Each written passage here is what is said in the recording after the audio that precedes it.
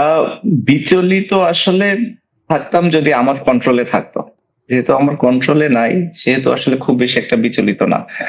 আহ চেষ্টা করছি সবকিছু সমাধান করার। আর ও, প্রতিদিন কাউন্ট করছি। আহ এবং আশা করছি সবকিছু দ্রুত ঠিক হয়ে যাবে। আর এখন যেটা আছে সেটা নিয়েও আমি যে খুব অখুশি সেটা বলবো না। সেই কারণে একটা টাইম ফ্রেম, মানে এটা তো আর এমন না যে ধরা বাঁধা, এরকম অনেকবারই মনে হয়েছে যে চলে যাচ্ছি, পরে আর যাওয়া হয় নাই। আহ হ্যাঁ, কিংবা অর্ধেক রাস্তা গিয়েও পরে ফিরে আসতে হয়েছে। তো এই কারণে মানে না দেশে পা রাখা পর্যন্ত আসলে বলা মুশকিল যে কবে যেতে পারবো। কিন্তু একটা জিনিস যেটা হচ্ছে যে আশা তো একটা থাকেই। তো যদি একটা টাইম ফ্রেম থাকে, ওই আশাটা আরো বড় হয়। তো সেই চিন্তা থেকেই একটা নিজের একটা টাইম ফ্রেম তৈরি করা। বাট এখন আমার কাছে মনে হয় না যে পরিস্থিতি একটা বড় ভূমিকা। এখন আমার কাছে মনে হয় আইনি বাধাটাই বড় বাধা। ধরেন আমি যদি এখন দেশে যেতে চাই, কেউ তো আসলে আমাকে বাধা দিবে না। আমার বাধার জায়গাটা কোথায়? আমার বাধার জায়গাটা হচ্ছে বিদেশে যাওয়াটা। যেটা আমার জন্য খুবই একটা ইম্পর্টেন্ট জায়গা। যেহেতু আমার ফ্যামিলি বিদেশে থাকে। শুধু ফ্যামিলির জন্য না, আপনি যদি ধরেন খেলার কথাও চিন্তা করেন, এমন যদি হয় যে আমি ন্যাশনাল টিমে খেলতে পারছি, দেশে গিয়ে ন্যাশনাল টিমে খেলছি, আইনি প্রক্রিয়াগুলা সমাধান করার চেষ্টা করছি লিগ্যাল ওয়েতে। কিন্তু এই সময় এমন হলো যে আমাদের বিদেশে একটা সিরিজ আছে। আমরা যেহেতু দেশটাকে নিষেধাজ্ঞা আছে, সেটা আমি কিভাবে তখন করব? কিংবা আমার ফ্যামিলির কাছে যেতে হবে, সেটা আমি কিভাবে করব? তো সেটার আইনি প্রক্রিয়াটা কি আমি খুব একটা জানি না। যে কিভাবে এটা সমাধান করা যায়। অবশ্যই লয়ারদের সাথে কথা বলতে হবে। এখনো যদি ওইভাবে খুব একটা কোন লয়ারের সাথে যোগাযোগ করা হয়নি। তো আসলে এই প্রক্রিয়াটা সম্পর্কে আমার আইডিয়াটা একটু কম। আশ্বাস তো একটু দরকার হবে বলে আমি মনে করি। আহ যে ঠিক আছে, বা আপনি আইনি প্রক্রিয়া গুলা শুরু করেন। আপনার আইনি প্রক্রিয়া শেষ না হওয়া পর্যন্ত আপনার নিরাপত্তা নিশ্চিত করা হবে, এই ধরনের একটা ইয়ে হলে, কমিটমেন্ট হলে আমার কাছে মনে হয় যে আমার জন্য কাজটা করা অনেক ইজি হয়ে যাবে। এখন যেটা হচ্ছে যে কমিটমেন্ট করাটাও তো আসলে মুশকিল। কমিটমেন্ট করলো, কমিটমেন্ট রাখতে পারলো না গভর্নমেন্ট, সেই জায়গা থেকে তাদের তখন একটা ঝামেলা হয়ে যেতে পারে। তো এই মানে বাংলাদেশের যে সিচুয়েশন দূর থেকে আসলে বলা মুশকিল। আমি শিওর আগে থেকে এখন অনেক বেটার। বাট এখনো যে পুরোপুরি গভর্নমেন্টের কন্ট্রোলে সবকিছু, আমি সেই বিষয়ে নিশ্চিত না। ধরেন কথার কথা, এখন আমি নিউজে দেখি যে কথার কথা মব কালচার এখনো আছে। আহ তো স্বাভাবিকভাবেই যদি পুরো গভর্নমেন্টের কন্ট্রোলেই থাকতো, তারা কি চাবে যে এখন এই মব কালচারটা থাক, কিংবা কোনো নেগেটিভ নিউজ গুলো তাদের এগেনস্টে হোক? এগুলো তো অবশ্যই তারা চাবে না। কিন্তু আসলে এটা তো রাইট ওয়ে না। তাহলে তো আমি ধরেন ফাইট করে আসলে মবের হাত থেকে বাঁচতে চেষ্টা করছি। বাট আমি ওই জিনিসটা চাই না। আমি সবকিছু সুন্দরভাবে চাই। আর এমন না যে আমি এটা বলছি না যে আমি এই মবের ভয়ে আসতে চিন্তা করছি না, কিংবা ইয়ে না। বাট স্বাভাবিকভাবে একটা নিরাপত্তা তো থাকা, কিংবা নিশ্চিত করা আমার জন্য ইম্পর্টেন্ট বলে আমি মনে করি। এখন তো ঢাকায় পা রাখাটাই সব থেকে বড় চিন্তা। তারপরে মাগুরা গেলাম, মিরপুরে গেলাম, সেটা পরের হিসাব। ট্রেনিং করতে গেলে মিরপুর, আর যদি নিজের মাধ্যমে যাই তাহলে তো মাগুরা। কাজ শুরু করছি খুবই রিসেন্টলি যদিও, কারণ ওয়েটটা একটু বেড়ে গিয়েছে বলতে পারেন। যেহেতু IL T20 পরে ওরকম ভাবে ক্রিকেট খেলা হয়নি, তো এটা একটা বড় গ্যাপ ছিল। আহ, আর নেক্সট মান্থ থেকে বেশ কয়েকটা টুর্নামেন্ট আছে যেগুলোতে খেলার কথা। তো সে কারণে আসলে প্রিপারেশন শুরু করেছি।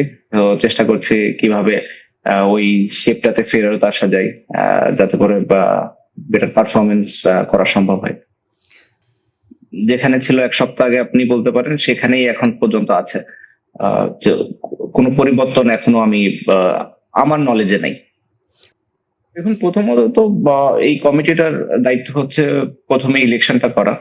তো ইলেকশন করার পরে আসলে যে বোর্ডটা আসবে, তাদের হয়তো হাতে অনেক সময় থাকবে চিন্তা ভাবনা করে ডিসিশনটা নেয়ার।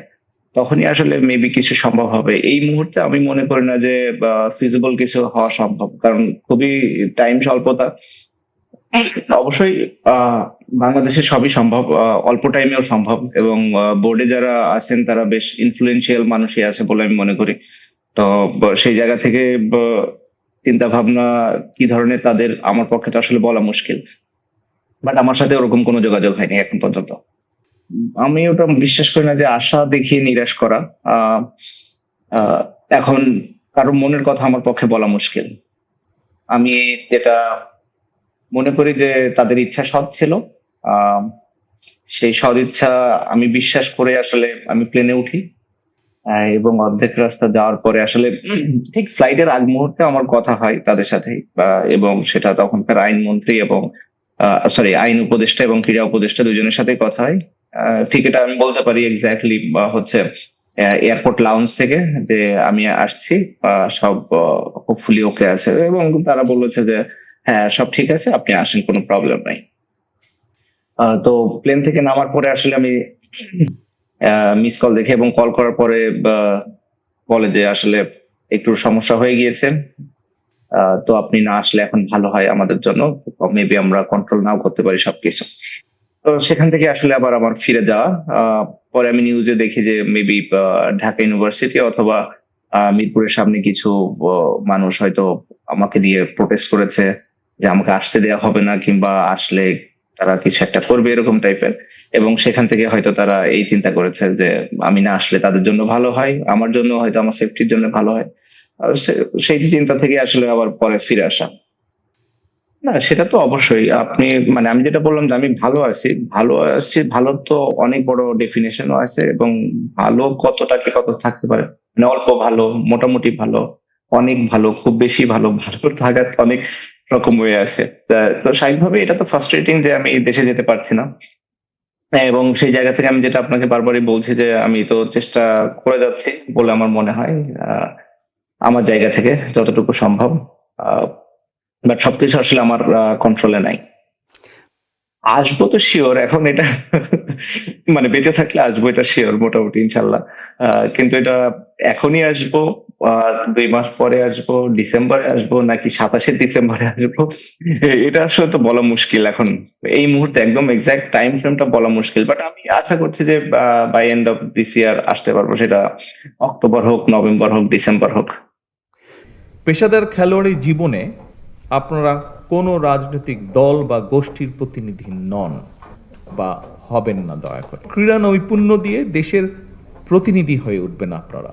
শুধু যে ক্রিকেট বা ফুটবল তা না, এর পাশাপাশি অন্য খেলাগুলোকেও আমরা সামনে এগিয়ে নিতে চাই, এবং এর জন্য সরকারি বেসরকারি পৃষ্ঠপোষকতা, সরকারি পৃষ্ঠপোষকতা আপনারা দেখছেন, আমরা এই কাজটি শুরু করেছি। আমরা আশা করব বেসরকারি যে প্রতিষ্ঠানগুলো আছে তারাও সরকারের পাশাপাশি এগিয়ে আসবেন আমাদের খেলোয়াড়দেরকে বিশ্বের দরবারে তুলে ধরার জন্য।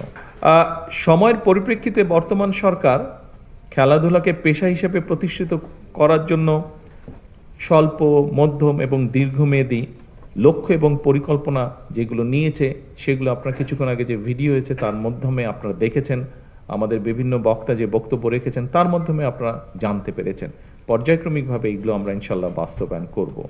পড়াশোনার পাশাপাশি খেলাধুলার প্রতি আমাদের যে ছেলেমেয়েরা ছোটবেলা থেকে আগ্রহী স্পোর্টসের জন্য, তারা যাতে এই সুযোগটা পায়, সেজন্য এর মধ্যেই দেখেছেন স্পোর্টস মিনিস্টার উনি ওনার বক্তব্যে বলেছেন যে শিক্ষা কারিকুলামের পাশাপাশি আমরা কারিকুলামের ভেতরে আমরা 4র্থ শ্রেণী থেকে খেলাধুলাকে যাতে মোটামুটি কম্পালসারি করা যায়, অর্থাৎ আমাদেরকে স্কুলে যেরকম অঙ্ক, ইংরেজি, ভূগোল, ইতিহাস এগুলো যেরকম কম্পালসারি পড়তে হয়, আমরা চাচ্ছি যে বাচ্চাটা যে খেলাটাই পছন্দ করুক, কিন্তু সেই খেলাটা তাকে খেলতে হবে। আচ্ছা, বিকালে একটু খেলতে গেলাম বা অফ টাইমে একটু খেলতে গেলাম, নট দ্যাট, সিরিয়াসলি হতে হবে। অর্থাৎ আমরা আসলেই চাচ্ছি আমাদের ছেলেমেয়েরা যাতে সত্যিকারভাবে নিজেকে একজন যে যেটাই খেলবে সেটাতে যাতে সে তাকে নিজেকে এক্সপার্ট হিসেবে গড়ে তুলতে পারে। 1976 সালে শুরু হয়েছিল বাংলাদেশের শিশুদের ভিতর থেকে প্রতিভাবান যারা আছে বিভিন্ন সেক্টরে, বিভিন্ন কালচারাল সেক্টরে বের করার জন্য নতুন কুড়ি শুরু হয়েছিল। কথা অনেক আছে, আমার মনে হয় কথা কম, কাজ বেশি করতে হবে, কথা কম, খেলতে হবে বেশি। এই কথাটা একটু সিরিয়াস, তবে এই কথাটা আমি মিন করি, বিশ্বাস করি, এবং সেই জন্য আমি বলতে চাচ্ছি দেশপ্রেম, ঐকান্তিক ইচ্ছা আর টিম স্পিরিট থাকলে আপনাদের সাফল্যজনক অগ্রযাত্রায় কেউ বাধা হয়ে দাঁড়াতে পারবে না বলে আমি দৃঢ়ভাবে বিশ্বাস করি। আপনাদের প্রতি খেলোয়াড় বন্ধুরা আপনাদের সকলের প্রতি আমার একান্ত আহ্বান, একান্ত অনুরোধ, দেশে বিদেশে বিজয়মালা বরণ করে বিশ্বে ক্রীড়া জগতে বাংলাদেশকে উচ্চতর মর্যাদার আসনে আপনারা প্রতিষ্ঠিত করবেন ইনশাআল্লাহ। আজকে এতটুকু বলে আমার বক্তব্য শেষ করছি। ইনশাআল্লাহ এরপরে ঘরের ভেতরে না, ইনশাআল্লাহ খেলার মাঠে দেখা হবে। আমরা বিশ্বাস করি যে বর্তমান সময়ে আমরা যদি চারিদিকে তাকাই, বর্তমান সময়ে ক্রীড়াটা শুধু কিন্তু শখ বা বিনোদন নয়, বা এক্সারসাইজেরও কোনো অংশ নয়, বরং আমরা দেখতে পাচ্ছি এই মুহূর্তে আমরা যদি বিশ্বে দেখি, বিভিন্ন দেশে দেখি, ক্রীড়াটা কিন্তু একটা পেশা হয়ে দাঁড়াচ্ছে। অ্যাকাউন্টস যেরকম একটা পেশা, ইঞ্জিনিয়ারিং যেরকম একটা পেশা, লিগ্যাল প্রফেশন যেমন একটা পেশা, ঠিক ক্রীড়াও কিন্তু স্পোর্টসও কিন্তু একটা পেশা হয়ে দাঁড়াচ্ছে। এবং অবশ্যই পৃথিবী যখন এভাবে এগিয়ে যাচ্ছে, নিশ্চয়ই বাংলাদেশও পিছিয়ে থাকতে পারে না। আমরা ইনশাল্লাহ পিছিয়ে থাকবো না। বর্তমান সরকার একটি নির্বাচিত সরকার, একটি রাজনৈতিকভাবে নির্বাচিত একটি সরকার, এবং স্বাভাবিকভাবে আমরা একটি নির্বাচন প্রক্রিয়ার মাধ্যম দিয়ে এসেছি। যখন আমরা নির্বাচন প্রক্রিয়ার মাধ্যম দিয়ে এসেছি, তার আগে আমরা সমগ্র জাতির সামনে আমাদের কিছু কথা তুলে ধরেছিলাম বিভিন্ন সেক্টরে, এবং ঠিক একইভাবে ক্রীড়া সংক্রান্ত সেক্টরে আমরা বলেছিলাম যে আমাদের দল রাষ্ট্র পরিচালনার সুযোগ পেলে আমরা দেশের ক্রীড়াকে পেশা হিসাবে প্রতিষ্ঠিত করতে চাই। আমরা যে প্রতিশ্রুতি জনগণকে দিয়েছিলাম, দেশের মানুষকে দিয়েছিলাম, সেই প্রতিশ্রুতির কাজটি আমরা ধীরে ধীরে শুরু করছি বা শুরু করেছি। আমাদের দেশের ছেলেমেয়েরা, তরুণ তরুণীরা যারা ভালো খেলায় যারা ভালো করবেন, যারা যে খেলায় আনন্দ পাবেন, তারা যাতে তাদের পছন্দের সেই খেলাটিকে পেশা হিসাবে গ্রহণ করতে পারেন, পেশা হিসাবে নিতে পারেন, মনোযোগ দিয়ে, মনের আনন্দ দিয়ে যাতে গড়ে তুলতে পারেন একজন খেলোয়াড় হিসাবে নিজেকে।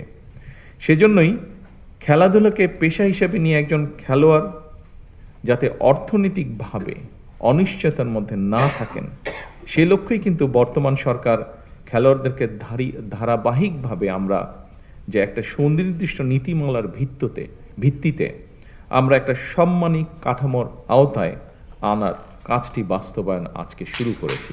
দেশ স্বাধীন হওয়ার পরে এই প্রথমবারের মতন কিন্তু ক্রীড়াবিদদেরকে একটি সম্মানী কাঠামোর আয়তা যে আনা হয়েছে, এটি শুরু হলো আজকে থেকে।